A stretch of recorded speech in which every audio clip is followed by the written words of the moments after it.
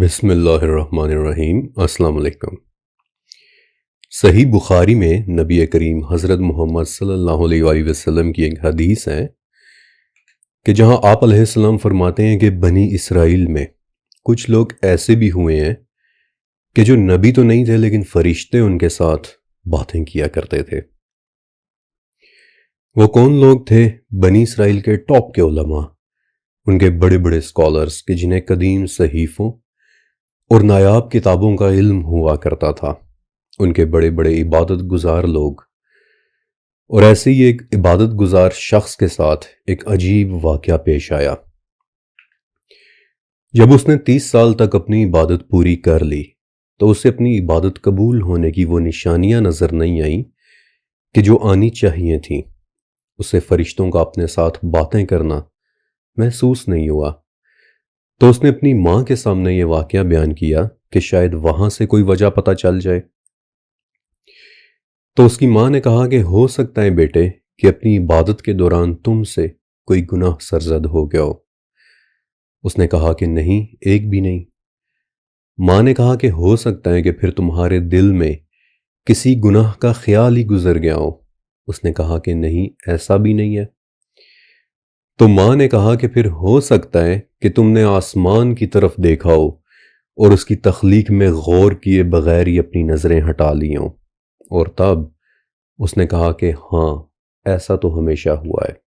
اور اس پر پھر اس کی ماں بولی کہ بس تو پھر یہی وجہ ہے کہ فرشتے تجھ سے باتیں نہیں کرتے۔ آسمان 310 مرتبہ سے زیادہ قرآن پاک میں مینشن ہونے والی چیز ہے۔ آسمان، اگر ابھی آپ اپنی نظریں اٹھا کر آسمان کی طرف دیکھیں تو شاید آپ کو دور دراز کی خلاؤں میں موجود ستارے دکھائی دیں گے، لیکن ان ستاروں اور آپ کے درمیان کتنے راز چھپے ہوئے ہیں۔ اگر آپ کی آنکھیں انہیں دیکھنے کے قابل ہو جائیں تو دوبارہ کبھی شاید آپ کی نگاہیں زمین کی طرف پلٹ کر بھی نہ دیکھیں۔ لیکن کیا آپ نے کبھی ان چیزوں کی موجودگی میں غور کیا ہے؟ کیا آپ نے کبھی سوچا ہے کہ آسمان میں کیا کیا کچھ چھپا ہو سکتا ہے؟ آپ کو پتہ ہے کہ آسمان میں غور نہ کرنا قرآن کے مطابق کفر کی ایک نشانی ہے۔ جی ہاں، سورہ یوسف کہ زمینوں اور آسمانوں میں بہت سی نشانیاں ہیں کہ جن میں یہ غور نہیں کرتے، اور ان میں سے اکثر لوگ اللہ پر ایمان رکھنے کے باوجود مشرک ہیں۔ بلکہ اس کے برعکس آسمان میں غور کرنے کو اللہ تعالیٰ نے ایمان کی ایک نشانی قرار دیا ہے۔ الجاسیہ، زمین اور آسمانوں میں ایمان والوں کے لیے نشانی ہے۔ آج کی ویڈیو کے اندر جو کچھ بھی میں آپ کو بتانے والا ہوں، اسے سن کر، اسے دیکھ کر نہ صرف آپ نے حیران رہ جانا ہے، بلکہ آج جو انفارمیشن میں آپ کو دینے والا ہوں اسے یوٹیوب پر شاید آپ نے پہلے کبھی سنا بھی نہیں ہوگا۔ لہٰذا ریلیکس ہو کر یہ ویڈیو دیکھیں، کیونکہ آج میں آپ کو آسمانوں میں ایک بہت ہی خوبصورت سفر پر لے کر جانے والا ہوں، اور آج میں آپ کو ان میں چھپے وہ راز دکھانے والا ہوں کہ جنہیں آج سے پہلے شاید آپ نے کبھی دیکھا بھی نہیں ہوگا۔ سب سے پہلا سوال کہ آسمان آخر ہوتا کیا ہے؟ پچھلے 300 سال سے انگلینڈ میں ایک انسائکلوپیڈیا پرنٹ ہو رہا ہے، انسائکلوپیڈیا بریٹانیکا۔ اس وقت یعنی کہ آج کی تاریخ میں دنیا کے 100 بڑے اسکالرز اور ان کے 4000 اسسٹنٹس ہر وقت صرف اس بات پر ریسرچ کر رہے ہیں کہ کب کوئی نئی معلومات دریافت ہو اور وہ اسے دنیا کے سب سے بڑے انسائکلوپیڈیا کے اندر شامل کریں۔ لیکن پچھلے کئی سالوں سے انسائکلوپیڈیا بریٹانیکا میں آسمان کی تعریف اپڈیٹ نہیں ہوئی۔ وہاں پچھلی 3 صدیوں سے آسمان کی صرف ایک ہی تعریف لکھی ہوئی ہے کہ اوپر کی طرف دیکھنے پر نظر آنے والا وہ منظر کہ جسے دیکھنے میں کوئی رکاوٹ حائل نہ ہو، یعنی کہ گھر کی چھت کو ہٹا کر دیکھنے پر جو منظر نظر آئے بس وہی آسمان ہے۔ and that's it۔ سائنس کی زبان میں آسمان کی اس سے زیادہ کوئی تعریف ایگزسٹ نہیں کرتی۔ سائنس آسمان کو کوئی فزیکل چیز نہیں مانتی۔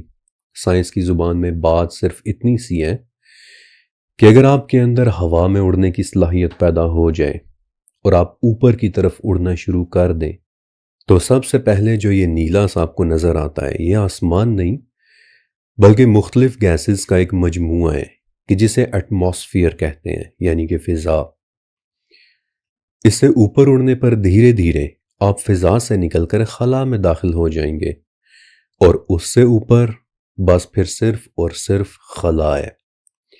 سائنس کے پاس آسمان کی صرف یہ تعریف ہے، لیکن اس کے برعکس اگر میں آپ کو قرآن و سنہ میں آسمان کی تعریف دکھاؤں تو آپ کو یوں لگے گا کہ جیسے آپ سائنس کے بالکل الٹ باتیں سن رہے ہوں۔ مثلا الاعراف اور الحجر دو جگہ پر ہیں کہ آسمان میں دروازے ہیں، الحجر اور الفرقان کہ آسمان میں بروج بھی ہیں، المؤمنون آسمان ایک نہیں بلکہ 7 ہیں، الاحزاب کہ آسمان ایک زندہ اینٹی ہے، یہ شعور رکھتا ہے، یہ ہاں اور نہ بھی کہتا ہے، الزاریات آسمان میں راستے بھی موجود ہیں، النبا کہ ایک دن یہ آسمان کھلے گا اور اس کے دروازے نظر بھی آنے لگ جائیں گے، یہ شیک کرے گا، یہ اپنا کلر چینج کرے گا، اس کی کھال ادھیڑ دی جائے گی۔ Amazing amazing amazing information, amazing details ملتی ہیں قرآن اور سنہ میں کہ آسمان کی خصوصیات، اس کی پراپرٹیز کیا کیا ہیں۔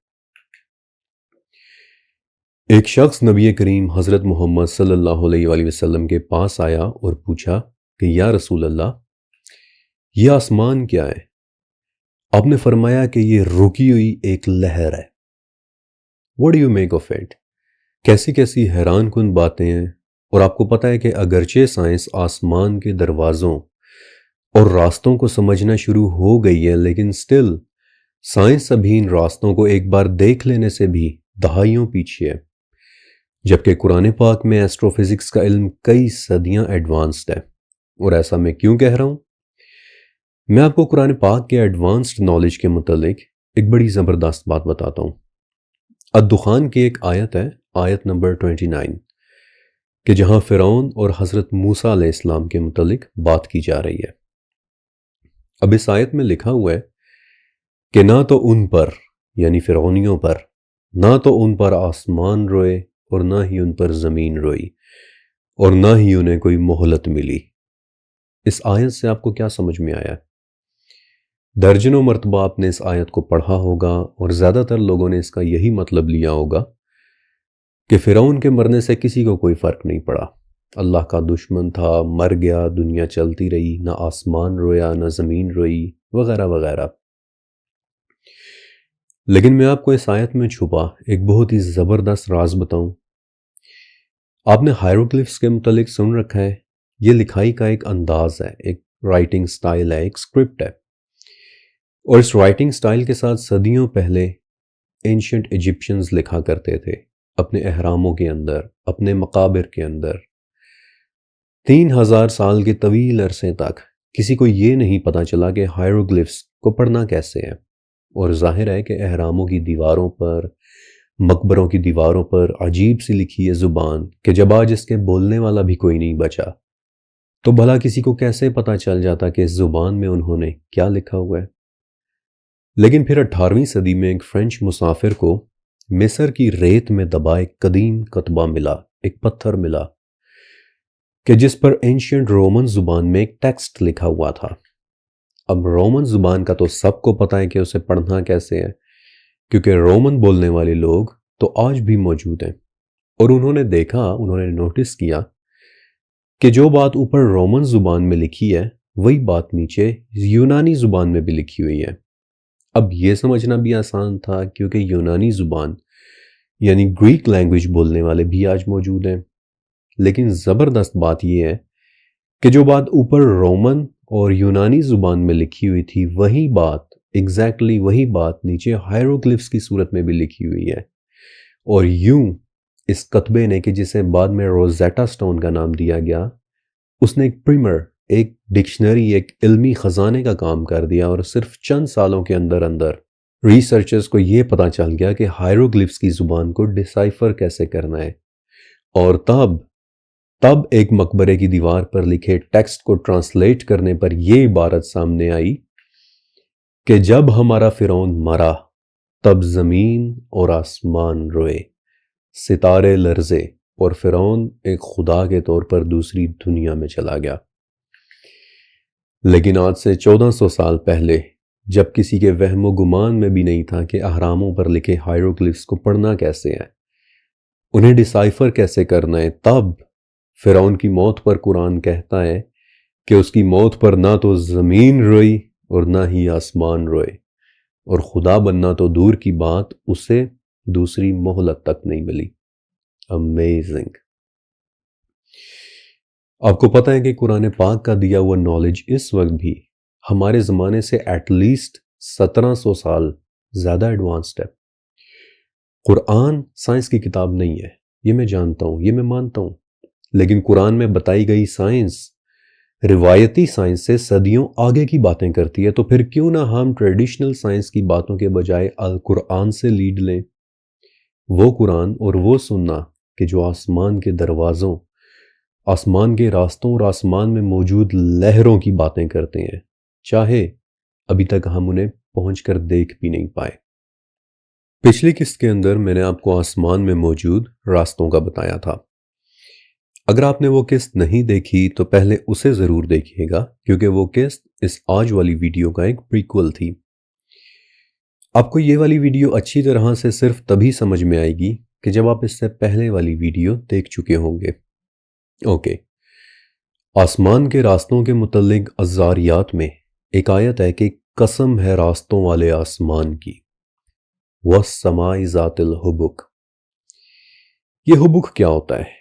تقریباً تمام اردو تراجم میں اس کا ترجمہ راستے ہی کیا گیا ہے کہ قسم ہے راستوں یا راہوں والے آسمان کی، لیکن حبک is a bit more than that۔ حبک ایک سمپل راستے سے ہٹ کر ایک چیز کا نام ہے، یہ ایک نیٹ ورک کا نام ہوتا ہے، راستوں کے نیٹ ورک کا۔ دیکھیں، حبک کے عربی زبان میں 3 مطلب ہوتے ہیں۔ پہلا مطلب ریت کی سطح پر نظر آنے والی دھاریاں، دوسرا مطلب پانی کی سطح پر نظر آنے والی دھاریاں، اور تیسرا مطلب کسی موٹے کپڑے کی سطح پر نظر آنے والی دھاریاں۔ ایک طرح کا جالی دار سی شکل میں بننے والا پیٹرن، ایک نیٹ ورک، راستوں کا ایک ایسا نیٹ ورک کہ جو دور سے دیکھنے میں چھوٹی چھوٹی دھاریوں کی شکل میں نظر آئے گا، بالکل ویسے ہی جیسے جب آپ سیٹلائٹ سے ہماری زمین کو دیکھتے ہیں تو آپ کو بڑی بڑی سڑکیں اور شاہراہیں بھی چھوٹے چھوٹے راستوں کا ایک نیٹ ورک سا نظر آنے لگ جاتی ہیں، ایک طرح کا جال جیسا۔ اب اس اونچائی سے، اس دوری سے راستے اور سڑکیں انڈیویجولی نظر آنا ختم ہو جاتے ہیں اور وہ ایک جالی دار اور دھاری دار سے نیٹ ورک کی شکل میں نظر آنے لگ جاتے ہیں، بالکل ویسے ہی کہ جیسے پانی کی سطح پر رپلز، یا ریت کی سطح پر دھاریاں، یا کپڑے کی سطح پر جالیاں سی بنی نظر آتی ہیں۔ یہ ہوتا ہے حبک۔ وَالسَّمَاءِ ذَاتِ الْحُبُكِ، قسم ہے آسمان کی کہ جس میں راستوں کا ایک جال ہے۔ اوکے، اب $1,000,000 کویسچن کہ یہ راستے کون سے ہیں، یہ کہاں لے کر جاتے ہیں؟ اگر یہ راستے ہزاروں یا پھر لاکھوں کی تعداد میں ہیں تو ان سے ہو کر پہنچنے والی دنیایں بھی ایٹ لیسٹ لاکھوں کی تعداد میں تو ضرور ہونی چاہیے۔ انشاءاللہ وقت آنے پر میں آپ کو ان دنیاؤں کے متعلق بتاؤں گا بھی، لیکن فرسٹ تھنگ فرسٹ کہ یہ راستے کون سے ہیں۔ اس کے 2 جواب ہو سکتے ہیں۔ پہلا جواب دیکھنے میں بہت خوبصورت ہے۔ امریکہ کی ایک ریاست ہے ہوائی، تمام ریاستوں سے ہٹ کر سمندر کے بالکل بیچوں بیچ۔ اس کی اپنی ایک زبان ہے، اس کا اپنا ہی ایک کلچر ہے، اور بائی دا ویز یہ ایک بہت ہی خوبصورت اسٹیٹ بھی ہے۔ ہوائی کی زبان کا ایک لفظ ہے لنیاکیا، جس کا مطلب ہوتا ہے لامحدود آسمان، اور ایگزیکٹلی یہی نام دیا گیا تھا 2014 میں دریافت ہونے والی اس عظیم الشان دیوار کو، کہ جو بہت بہت غور سے دیکھنے کے بعد خلا میں دریافت ہوئی تھی۔ اور یہ دیوار اتنی بڑی ہے کہ ہماری دنیا بھی اس کے ایک چھوٹے سے کونے کے اوپر رکھی ہوئی ہے۔ مجھے اجازت دیں کہ میں آپ کے سامنے اس تصویر کو ایکسپلین کر دوں، اور جب ایک مرتبہ آپ کو یہ تصویر سمجھ آ گئی تو آپ نے یقیناً ششدر رہ جانا ہے۔ یہ ہماری دنیا ہے، چھوٹی سی پیاری سی نیلی سی دنیا، اور یہ ہمارا سورج ہے، چمکتا دمکتا روشن سورج، اور اس سورج کے گرد ہماری دنیا کی طرح کئی 7 سیارے 7 پلانٹس اور بھی گھوم رہے ہیں۔ Now I am sure کہ آپ کو ان کے نام بھی پتا ہوں گے، مرکیوری، وینس، مارس، جوپیٹر وغیرہ، اور سورج سمیت یہ تمام سیارے مل کر ہمارا ایک سولر سسٹم بناتے ہیں، ہمارا نظام شمسی۔ یہ ہمارے سورج کی فیملی ہے، لیکن اگر آپ اس فیملی کو چھوڑ کر یہاں سے باہر کی طرف نکلیں تو سولر سسٹم سے باہر نکل جانے پر سب سے پہلے آپ کو ایک بڑا سا بادل نظر آئے گا کہ جس نے پورے کے پورے سولر سسٹم کو ہی اپنے اندر محصور کیا ہوا ہے، قید کیا ہوا ہے۔ اسے اورٹ کلاؤڈ کہتے ہیں۔ یہاں سے بھی دور، بہت دور جانے پر آپ کو کائنات میں موجود دوسرے سورج بھی نظر آنے لگ جائیں گے کہ جنہیں اپنی زمین پر کھڑے ہو کر ہم ستارے کہہ رہے ہوتے ہیں، جبکہ خلا میں جانے پر پتہ چلتا ہے کہ یہ ستارے تو بذات خود بہت بڑے بڑے سورج ہیں، اور ان کے تو اپنے اپنے سولر سسٹمز بھی موجود ہیں۔ کسی کے گرد 2 دنیایں، کسی کے گرد 10 دنیایں، کسی کے گرد 50 دنیایں۔ کیا ان پر کوئی اور رہتا بھی ہے؟ آگے چل کر وہ بھی میں آپ کے ساتھ شیئر کروں گا، لیکن فی الوقت یہاں سے آگے بڑھتے ہیں اور ایک بار پھر سے دور، بہت دور، اپنے گھر سے بہت دور جانے پر پتہ چلتا ہے کہ یہ تمام ستارے بذات خود بھی ایک بہت بڑے نیٹ ورک کا حصہ ہیں کہ جسے کہکشاں کہتے ہیں۔ ہماری اپنی کہکشاں کا نام ملکی وے ہے، اور اس میں ہمارے سورج جیسے تقریباً 400 ارب سورج اور بھی ایگزسٹ کرتے ہیں، جن کے ہمارے سورج کی طرح دنیاؤں کے اپنے اپنے سسٹمز بھی ہیں، لیکن وہ نظر اس لیے نہیں آتے کیونکہ وہ اس قدر دور دور ہیں کہ ان کی روشنی بھی ہم تک پہنچتے پہنچتے بالکل مدھم سی ہو کر رہ جاتی ہے۔ اب اگر آپ سوچ رہے ہیں کہ یہ ہمارے سفر کا آخری مقام ہے تو آپ غلط ہیں۔ ملکی وے تو صرف ایک شروعات ہے۔ ملکی وے بذات خود ایک بہت بڑے نیٹ ورک کا ایک چھوٹا سا حصہ ہے کہ جسے لوکل گروپ کہتے ہیں، اور لوکل گروپ میں ملکی وے جیسی بڑی چھوٹی کوئی 80 کہکشائیں موجود ہیں، 80 گیلیکسیز، جن کے اندر پھر اربوں سورج، اور پھر ان اربوں سورجوں کی آگے اربوں دنیایں وغیرہ۔ لیکن لوکل گروپ بھی ہمارا آخری سٹاپ نہیں ہے، کیونکہ یہ خود بھی آگے اپنے سے بھی بڑے ایک اور نیٹ ورک کا حصہ ہے کہ جسے ورگو سپر کلسٹر کہتے ہیں، کہکشاؤں کا ایک ایسا کلسٹر کہ جس میں ملکی وے جیسی چھوٹی بڑی تقریباً 2000 کہکشائیں موجود ہیں۔ امیزنگ۔ اس لیول پر آ کر اب میں مزید آپ کو ستاروں اور پھر ان کے گرد گھومتی دنیاؤں کی گنتی نہیں بتا سکتا، لیٹ الون ان پر رہنے والی مخلوقات کی تعداد کا۔ لیکن ورگو سپر کلسٹر بھی ہمارا آخری سٹاپ نہیں ہے۔ ورگو سپر کلسٹر جیسے اس کائنات میں تقریباً 1 کروڑ کلسٹرز اور بھی ہیں کہ جن میں ستاروں کی تعداد کیا ہے، جن میں دنیاؤں کی تعداد کیا ہے، nobody will ever know۔ یہ انسان کے علم سے بہت باہر کی باتیں ہیں، اور پھر یہ 1 کروڑ سپر کلسٹر مل کر پھر ایک عظیم الشان لانیاکیا کلسٹر بناتے ہیں۔ لانیاکیا، لامحدود آسمان، اور اس اسکیل پر آ کر پھر لانیاکیا ایک نیٹ ورک کی صورت میں نظر آنے لگ جاتا ہے، ستاروں کے ایک نیٹ ورک کی صورت میں۔ ایگزیکٹلی اسی طرح جس طرح دور سے، جس طرح سیٹلائٹ سے دیکھنے پر آپ کو راستے ایک نیٹ ورک کی صورت میں نظر آنے لگ جاتے ہیں، اور یہ ہو سکتا ہے ہمارا پہلا جواب، وَالسَّمَاءِ ذَاتِ الْحُبُكِ، قسم ہے راستوں والے آسمان کی۔ اللہ اکبر۔ اس اسکیل پر پہنچ کر کیا آپ میں سے کوئی بتا سکتا ہے کہ ہماری دنیا کہاں ہے؟ دنیا کو تو چھوڑیں، ہماری کہکشائیں ڈھونڈ کر دکھا دیں، local group, Virgo super cluster, کچھ بھی، اینی تھنگ، شو می اینی تھنگ کہ وہ کہاں ہے، نہیں دکھا سکتے۔ ہم لانیاکیا کلسٹر کے اس چھوٹے سے دور دراز کے معمولی سے حصے میں کہیں رہ رہے ہیں، اور اس عظیم الشان تخلیق کے متعلق ہمیں 2014 سے پہلے کچھ پتہ بھی نہیں تھا کہ یہ ایگزسٹ بھی کرتی ہے یا نہیں، اور ابھی یہ بھی نہیں پتا کہ اس کائنات میں لانیاکیا کلسٹرز جیسے اور کتنے کلسٹرز موجود ہیں، we can never know.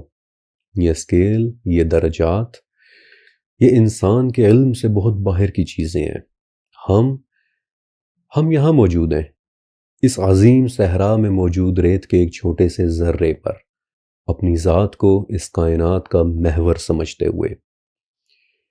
یہ ہو سکتی تھی پہلی ایکسپلینیشن والسماء ذات الحبک کی، قسم ہے راستوں والے آسمان کی. اور اب میں چاہتا ہوں کہ آپ ان راستوں کی دوسری ایکسپلینیشن بھی سن لیں. پچھلے مہینے یعنی سپٹمبر میں ایک بہت عجیب واقعہ پیش آیا تھا. اس کے متعلق میں نے چھوٹی سی ایک پوسٹ لکھی بھی تھی، لیکن اس پوسٹ کے اندر کوئی بہت زیادہ انفارمیشن نہیں لکھی تھی. اس وقت آسٹریلیا میں ایک بہت بڑا پروجیکٹ چل رہا ہے، دی SKA پروجیکٹ، یعنی کہ دا اسکوائر کلومیٹر ایرے. اس وقت دنیا کے 16 امیر ترین ملک مل کر آسٹریلیا میں دنیا کی سب سے بڑی ٹیلیسکوپس انسٹال کر رہے ہیں. لیکن اپنے انسٹال ہونے کے دوران ہی اس پروجیکٹ نے ایک بہت ہی زبردست ڈسکوری کر لی. 14 ستمبر 2024 کی رات کسی پہر ان ٹیلیسکوپس نے ایک انتہائی پاورفل سگنل کیچ کیا. یہ سگنل اس قدر پاورفل تھا کہ اس کی طاقت برابر تھی اس طاقت کے کہ جو 10,000 سورج مل کر پیدا کرتے ہیں. Let that sink in. لیکن مسئلہ یہ ہے کہ یہ سگنل پورا 1 سیکنڈ بھی نہیں چلا تھا، کہ جس کی وجہ سے یہ پتہ چلانا مشکل ہے کہ آخر اس سگنل میں بھیجا کیا گیا تھا. اس کی مثال میں ایسے دیتا ہوں کہ 3 یا 4 منٹ کی کسی نظم سے آپ کو صرف چند ملی سیکنڈز کے کچھ نوٹس سنائی دے جائیں تو اس سے آپ کو کیا حاصل ہوگا؟ Virtually nothing. آپ اتنا بھی نہیں پہچان سکیں گے کہ یہ نظم تھی کون سی، لیٹ الون کہ اس میں پیغام کیا دیا جا رہا تھا. بہرحال جب KSA کے سائنسدانوں نے اس ریڈیو سگنل کو مزید پروسیس کیا، اسے آڈیو سگنل میں کنورٹ کیا، تو ایسے محسوس ہو رہا تھا کہ جیسے یہ کسی قسم کی سیٹی کی کوئی آواز ہے، کسی قسم کی میلوڈی. لیکن اصل شوکر یہ ہے کہ یہ سگنل دور، کہیں بہت دور، تقریباً 8 بلین لائٹ ایئرز دور سے آ رہا تھا. اب اس قدر پاورفل سگنل اور اس قدر دور کی کسی جگہ سے آنا، اس سب کا کیا مطلب ہے؟ آپ کو پتہ ہے کہ سائنس میں ایک ٹرم استعمال ہوتی ہے، ٹیکنو سگنیچر. میں آپ کو بڑی آسان سی ایک مثال کے ذریعے سمجھا دیتا ہوں کہ فرض کریں اس وقت آپ کے سامنے اچانک آسمان سے ایک چھوٹا سا پرزہ آ کر گرے، تو آپ کیا سوچیں گے؟ ہو سکتا ہے کہ آپ کو بالکل بھی پتہ نہ ہو کہ یہ پرزہ کس چیز کا ہے. ہو سکتا ہے کہ یہ بھی پتہ نہ ہو کہ اس پرزے کو بنایا کس نے تھا. کیا یہ پرزہ کسی ڈرون کا ہے یا کسی ہوائی جہاز کا؟ کیا یہ پرزہ کسی راکٹ کا ٹوٹا ہوا ٹکڑا تو نہیں؟ ہو سکتا ہے کہ اس پرزے کے متعلق ورچولی آپ کو کچھ بھی پتہ نہ ہو، لیکن کم سے کم آپ اتنا ضرور پہچان لیں گے کہ یہ پرزہ، یہ کسی ٹیکنالوجی کا نتیجہ ہے، کیونکہ یہ پرزہ اپنے اندر ایک ٹیکنو سگنیچر رکھتا ہے. یہ ایک ثبوت ہے کہ اسے کسی ٹیکنالوجی کے ذریعے بنایا گیا تھا، اب چاہے وہ کوئی قدیم ٹیکنالوجی ہو یا جدید. اور یہ ریڈیو ویوز پر مشتمل سگنل بھی اپنے اندر کہیں نہ کہیں ایک ٹیکنو سگنیچر ضرور رکھتا ہے. کوئی نہیں جانتا کہ اسے کس نے بھیجا، کوئی نہیں جانتا کہ وہ ٹیکنالوجی کیا تھی کہ جس سے اس قدر طاقتور سگنل پیدا کیا جا سکتا ہے کہ جو 10,000 سورجوں کی طاقت رکھتا ہو یا جو 8 بلین لائٹ ایئرز کا فاصلہ طے کر لے. لیکن جنہوں نے بھی یہ سگنل بھیجا تھا وہ ہم سے شاید بہت پہلے یہاں سے جا چکے. جب تک ان کا یہ سگنل ہم تک پہنچا تب تک انہیں ختم ہوئے بھی شاید کروڑوں سال گزر چکے ہوں، اور آج ہمارے پاس ان کے ٹیکنو سگنیچر کے نام پر کچھ بھی نہیں سوائے چند ملی سیکنڈز تک چلنے والی ایک مدھم سی سیٹی کے. اور اسی قسم کی وہ ہزاروں دنیایں ہو سکتی ہیں کہ جن کو کنیکٹ کرنے والے راستوں سے یہ آسمان بھرا پڑا ہے. کون جانے کہ انہی راستوں کو ذوالقرنین نے بھی استعمال کیا ہو. ذوالقرنین یعنی کہ سورہ کہف والی وہ شخصیت کہ جنہوں نے 3 سفر کیے تھے، اور وہ تینوں سفر سچ کہوں تو آج تک ایک راز ہے کہ وہ ایگزیکٹلی ہوئے کس جگہ تھے. لیکن پچھلے 5-6 سال سے کئی انڈیپینڈنٹ ریسرچرز اب ان ٹاپکس پر بات کرنے لگے ہیں کہ ذوالقرنین کو اللہ تعالیٰ نے شاید ان راستوں کے استعمال کا طریقہ دے دیا تھا۔ ساحل الدین، ڈاکٹر عبدالسلام، کئی ریسرچرز ان راستوں کا ذکر کرتے ہیں کہ جنہیں ذوالقرنین یوز کرتے تھے اور جنہیں قرآن کی زبان میں سبابہ کہتے ہیں۔ سبابہ کا ٹیکنیکل مطلب ہوتا ہے وہ رسی کہ جو اوپر کی طرف چڑھتی ہے، اور میں آپ سے پوچھنا چاہتا ہوں کہ یہ کون سی رسی ہو سکتی ہے کہ جو اوپر کی طرف چڑھتی ہے اور لوگوں کو نئی نئی جگہوں میں لے کر جاتی ہے، سوائے آسمان میں موجود اوپر چڑھنے والے اس ٹیوب جیسے ایک راستے کے۔ تبھی تو ذوالقرنین کبھی ایک ایسی جگہ پہنچتے ہیں کہ جہاں سورج کالے کیچڑ میں گرتا ہوا نظر آتا ہے، جس کا ایک بہت کلیئر میننگ یہ بھی ہو سکتا ہے کہ وہ ان راستوں کے ذریعے کسی ایک ایسی دنیا میں پہنچے ہوں کہ جن کا سورج کسی بلیک ہول میں گر رہا تھا، واللہ عالم، اور پھر وہ کسی اور راستے پر چل دیے، اور جب وہ ایک نئی جگہ پہنچے تو وہاں کیا دیکھتے ہیں کہ جس جگہ وہ پہنچے ہیں وہاں کے لوگوں کی شکل کتوں جیسی ہے، ان کے دانت کتوں کی طرح نوکیلے ہیں، ان کی سکن ڈیپ ریڈ کلر کی ہے، وہ کسی قسم کے کینسر کا شکار ہیں، اور دن کے وقت وہ لوگ پانیوں کے اندر چلے جاتے ہیں اور رات کے وقت وہ لوگ باہر آ جاتے ہیں۔ اور وہاں ذوالقرنین کیا دیکھتے ہیں کہ صحرا میں ایک سائڈ پر ہڈیوں کا ایک ڈھیر پڑا ہوا ہے کہ جو چاند کی روشنی میں چمک رہا ہے، جس کے متعلق وہ لوگ ذوالقرنین کو بتاتے ہیں کہ آپ سے پہلے بھی یہاں کچھ لوگ آئے تھے کہ جو یہاں کے سورج کی گرمی کا شکار ہو گئے، کیونکہ الکہف میں آتا ہے کہ ان لوگوں اور ان کے سورج کے درمیان کسی قسم کی کوئی رکاوٹ ایگزسٹ ہی نہیں کرتی تھی۔ جب میں نے ذوالقرنین سیریز ریلیز کی تھی تو اس میں ان سب باتوں کو بہت ڈیٹیل سے ڈسکس کیا تھا۔ وہ سیریز آپ سب کو یاد ہوگی، اور آپ سبھی نے یہ سوال بہت زیادہ پوچھا تھا کہ کون ہو سکتے ہیں وہ لوگ کہ جن کی ہڈیاں ریت میں پڑی تھیں، اور سچ کہوں تو شاید وہ ہم سے بہت پہلے کسی اور دنیا میں گزری ایک بہت ایڈوانسڈ قوم ہوگی کہ جو آسمان کے راستے استعمال کرنے سے واقف ہو گئی تھی، بالکل اس ریڈیو سگنل کے بھیجنے والوں کی طرح ایڈوانسڈ کہ جنہوں نے 10,000 سورجوں جتنی طاقت رکھنے والا ایک سگنل جنریٹ کیا تھا، اور پھر ہم تک وہ سگنل 8 بلین لائٹ ایئرز کے بعد پہنچا۔ کیا پتا جن لوگوں نے اسے جنریٹ کیا تھا وہ کب کے یہاں سے جا چکے ہوں۔ آپ نے وہ حدیث سنی ہوگی کہ جہاں نبی علیہ السلام نے فرمایا تھا کہ اللہ تعالیٰ نے مجھے بہترین نسب میں پیدا کیا ہے، لیکن کیا آپ نے کبھی یہ پوری حدیث سنی ہے؟ میں آپ کو یہ پوری حدیث سناتا ہوں کیونکہ اٹس ورتھ لسننگ، اور یہ پوری حدیث المعجم الاوسط طبرانی میں بھی ہے، ابو نعیم سے دلائل النبوہ میں بھی ہے، اور امام بہقی کی کتاب شعب الایمان میں بھی ہے، کہ جہاں حضرت عبداللہ ابن عمر رضی اللہ تعالیٰ عنہ فرماتے ہیں کہ ایک دن ہم آپ صلی اللہ علیہ وآلہ وسلم کے گھر کے صحن میں بیٹھے آپس میں باتیں کر رہے تھے، اور آپ علیہ السلام کفار کی باتوں سے کچھ افسردہ، کچھ ہرٹ ہوئے دکھائی دے رہے تھے، یہاں تک کہ آپ ممبر پر کھڑے ہوئے اور آپ نے ایک طویل حدیث بیان کی کہ اللہ تعالیٰ نے 7 آسمانوں کو تخلیق کیا تو ان میں سے سب سے بلند آسمان کو اپنے لیے چن لیا جیسا کہ اس کی شان کے لائق ہے، اور دوسرے تمام آسمانوں میں اپنی مخلوق کو پیدا کیا، اور ان چیزوں کو پیدا کیا کہ جن کو سوائے اس کے اور کوئی بھی نہیں جانتا، ان مخلوقات میں سے جس کو اس نے چاہا قائم رکھا اور جس کو اس نے چاہا اسے ختم کر دیا۔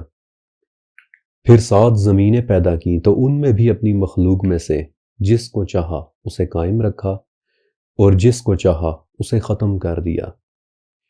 پھر مخلوقات میں سے بنی آدم کو منتخب کیا، اور یہ بات تو سورہ آل عمران میں بھی ہے کہ ہم نے تمام جہانوں میں سے آدم کو چن لیا، صرف اس جہاں میں سے نہیں بلکہ تمام جہانوں میں سے آدم کو چن لیا۔ پھر حدیث آگے بڑھتی ہے، اور یہاں سے پھر شاید آپ نے حدیث کا یہ حصہ سنا ہو کہ بنی آدم میں سے پھر عرب کو منتخب کیا، اور عرب میں سے پھر مضر کو منتخب کیا، اور مضر میں سے پھر قریش کو منتخب کیا، اور قریش میں سے پھر بنی ہاشم کو منتخب کیا، اور بنی ہاشم میں سے پھر مجھے منتخب کیا اور اللہ نے مجھے بہترین نسب کے ساتھ پیدا کیا۔ یہ پوری حدیث ہے کہ جو میں نے آپ کو بتائی ہے، اور غور کریں کہ اس حدیث میں اللہ کے رسول نے کتنی بڑی بڑی انفارمیشنز دی ہیں کہ اللہ نے ایسی مخلوقات بھی پیدا کی ہیں کہ جن کا علم سوائے اس کے شاید کسی اور کو نہیں ہے۔ ایسی چیزیں بھی پیدا کی ہیں کہ جن کے متعلق آج تک ہمیں کچھ پتہ نہیں۔ اس کی کئی مخلوقات ایسی بھی ہیں کہ جو آج سے ہزاروں سال پہلے کب کی یہاں سے جا چکی۔ شاید وہ لوگ بھی انہی مخلوقات میں سے ایک تھے کہ جن کی ہڈیاں ذوالقرنین نے ریت کے اندر چمکتی پڑی دیکھی تھیں۔ اور پھر قرآن کی وہ آیت کہ اللہ تعالیٰ نے تمام جہانوں میں سے آدم کو چن لیا۔ کیا یہ ناممکن ہے کہ ان دوسرے جہانوں اور ان دنیاؤں تک آسمان کے یہ راستے لیڈ کرتے ہوں جنہیں استعمال کرنے کا علم ذوالقرنین کو دے دیا گیا، جنہیں وہ لوگ بھی استعمال کرنا جانتے تھے کہ جن کی ہڈیاں ریت میں پڑی چمک رہی تھیں؟ کیا پتا وہ کس دنیا کے مسافر تھے اور کس راستے سے وہاں پہنچے ہوں، جبکہ آگے موت ان کا انتظار کر رہی تھی؟ اور کیا دوسری دنیاؤں میں موت ہونا آپ کے خیال میں بہت عجیب بات ہے؟ سورہ مریم کی 57 نمبر آیت کہ جہاں حضرت ادریس علیہ السلام کا ذکر ہے کہ ہم نے انہیں ایک بلند مقام پر اٹھا لیا۔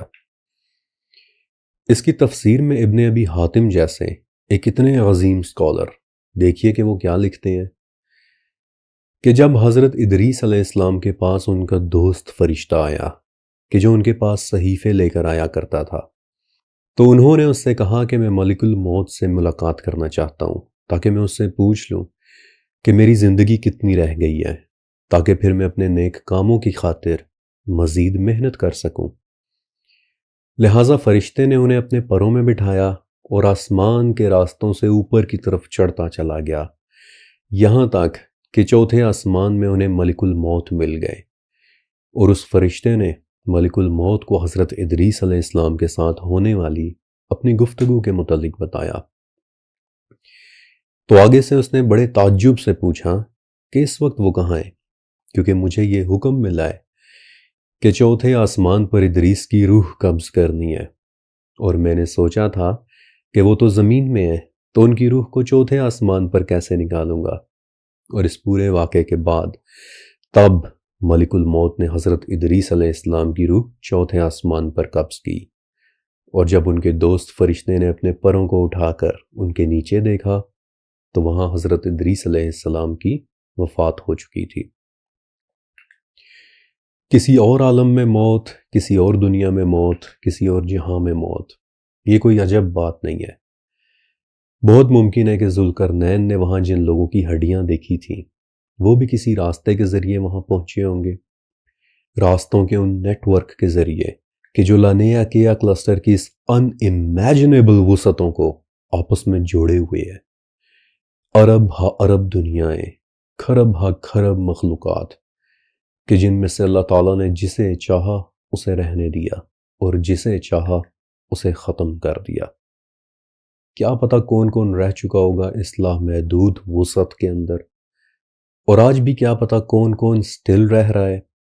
لیکن ایک بات تو طے ہے کہ ان تک پہنچنے کے راستوں کا کوئی نہ کوئی تعلق پانی کے ساتھ تو ضرور ہے، کیونکہ آپ کو پچھلی قسط کی وہ حدیث یاد ہے کہ جہاں آپ صلی اللہ علیہ وآلہ وسلم نے فرمایا تھا کہ ہم سے اوپر ایک محفوظ چھت ہے اور پھر اس کے اوپر ایک بند موج ہے، ایک بند لہر ہے۔ اور دوسری حدیث بھی آپ کو یاد ہوگی کہ جو میں نے اسی قسط کے شروع میں سنائی تھی کہ آسمان کیا ہے؟ ایک رکی ہوئی لہر۔ اور اب باری ہے اس بند موج، اس رکی ہوئی لہر کو ڈسکس کرنے کی، لیکن وہ سب اب انشاءاللہ اگلی قسط میں، کیونکہ اب ٹائم پورا ہو چکا ہے۔ مگر یہ ویڈیو دیکھنے کے بعد اب ایک مرتبہ نیچے لکھا میرا سب سے پہلا ٹاپ کمنٹ، میرا پنڈ کمنٹ ضرور پڑھ لیجئے گا۔ اللہ حافظ۔